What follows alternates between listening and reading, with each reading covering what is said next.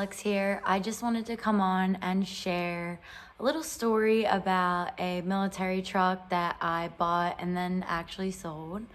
The day that I went to sell the truck, my GoPro unfortunately died after I bought a gimbal and everything for it, so I couldn't get as much footage as I wanted to on Sunday, but it's Monday now and I'm in my garage and I still want to share a little bit about the truck.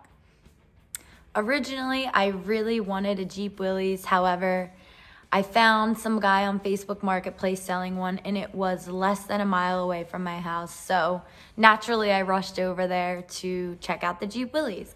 And when I got there, he had a lot of other things in the backyard, I guess, kind of just rotting away. And I saw this tiny little square body truck and I thought, what is that thing? So we talked about the Jeep Willys for a second, but I just couldn't get my eye off this little truck. And I said, what is that? I've never seen anything like that in my life.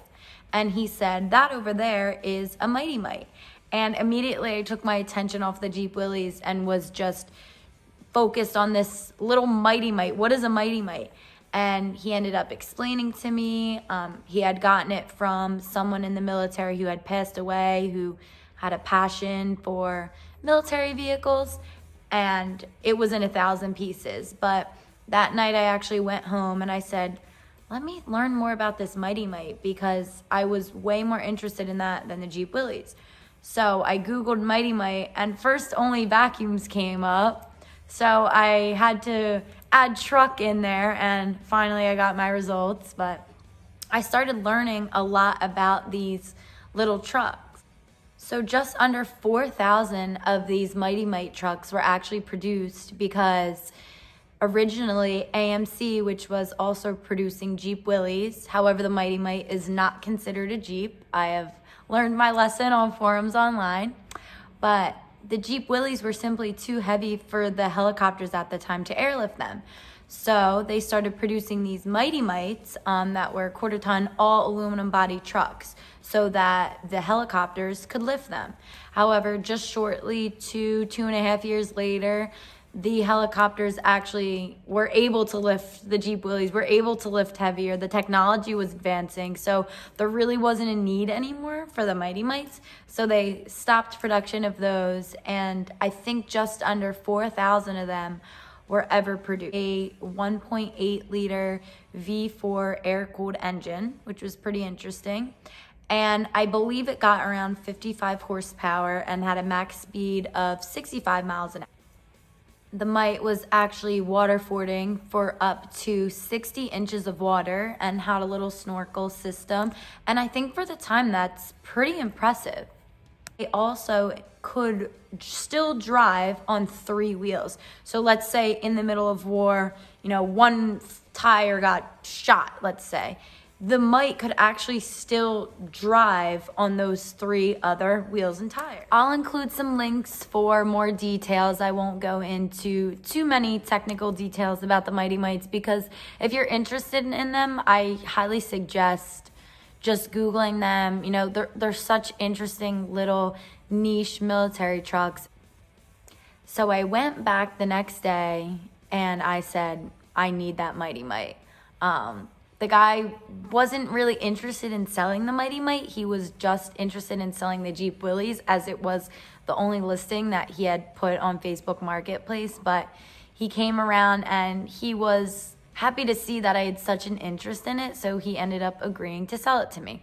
So me and a few other guys helped me out. We actually picked up the aluminum tub and put it right on a trailer. It's that light because the engine or anything wasn't in it. All the parts were basically out of it. So it was way, way light, but it was super cool. And then we loaded up the crazy array of parts that were just everywhere in this guy's garage. And I stored it for a few months and I went back and forth thinking, could I put it on another rolling chassis? What kind of parts do we have here? I realized I was missing a carburetor, which was probably a super important part. These vehicles are so niche. There's not a lot of guys who know about them. There's not a lot of parts out there. It kind of was seeming to be like a money pit if it was going to be, if I was going to do the project. But I eventually decided, hey, I learned a lot and I have an array of parts here. Maybe I should sell it. So I actually joined a forum online about military vehicles, and I'll include the link to that forum as well. And a lot of guys reached out to me, answered my forum, helped me kind of go through some of the parts. I wasn't really sure what kind of parts I had, and they helped me determine some parts, and as well as realizing that I had 2 vehicles in parts. I had half Mite parts, and the other, I believe, was a Jeep Willys M155, I want to say. So I didn't even have a complete vehicle. I was missing a lot of the main parts, like a carburetor. You know, I didn't want this to be a big money pit project. So I ended up saying, okay, well, I'm glad that I learned a lot in the process. You know, I have people helping me out, sharing their knowledge. It's always awesome to connect with guys and people online that are willing to give you their time, you know, share their knowledge.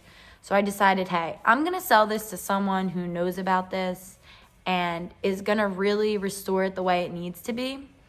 I don't have a military background. That doesn't resonate with me. So I just saw a lot of the restorations and how veterans or people with backgrounds in the military really put their heart and soul into the restoration. So I wanted it to go to a good home. So over a month or so, I started researching all online, you know, where can I take these parts? And a lot of guys actually are out in California, which doesn't help because I'm in Jersey and I didn't want to freight the parts. But after a few weeks, I got in contact with a guy named Daryl Bensinger.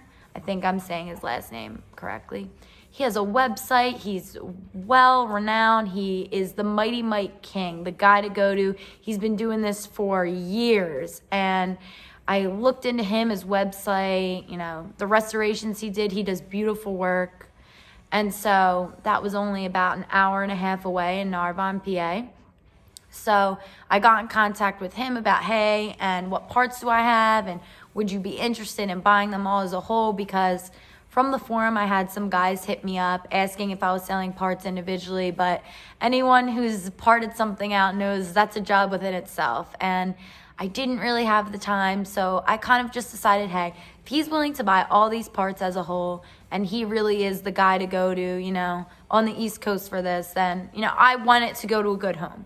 So I ended up loading all the parts, you know, in one of my dad's work trucks, and I took them to Narbonne, PA, and I met Daryl and his wife, Linda, and they were really awesome, and he ended up taking all the parts as a whole from me, and we got to see some of his work. He had a Mite in there. He had another military vehicle in there. He had some Jeep Willys around, but he was really the guy to go to, and I was really thankful that he was even answering me because I went online and he just seems like the king of M422s. So it's gone now, and I can say it was a learning lesson, and I'm really happy that it passed through my hands. I think it's easy to become attached to things, but you can appreciate it just as well if you recognize that maybe if you passed it along to someone else that it would almost have a better home or be in good hands for a better restoration.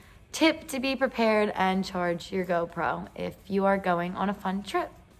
I also ended up keeping the owner's manual.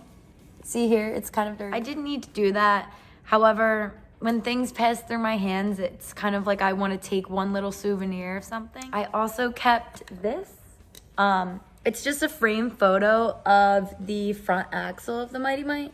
It's a cool little diagram, but it has interesting axles and differentials. So in the links that I'm gonna include, you guys can read more about that. But thanks for listening, guys. I hope you found this video interesting, and I hope you do your own research before you buy things that you're not prepared for.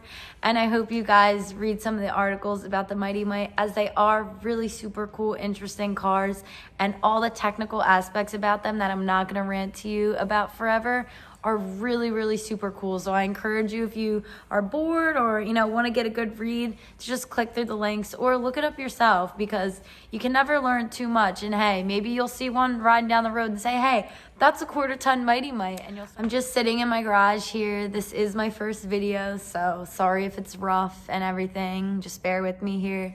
But thank you guys so much for listening. Like this video and subscribe, and more to come. Thanks, guys.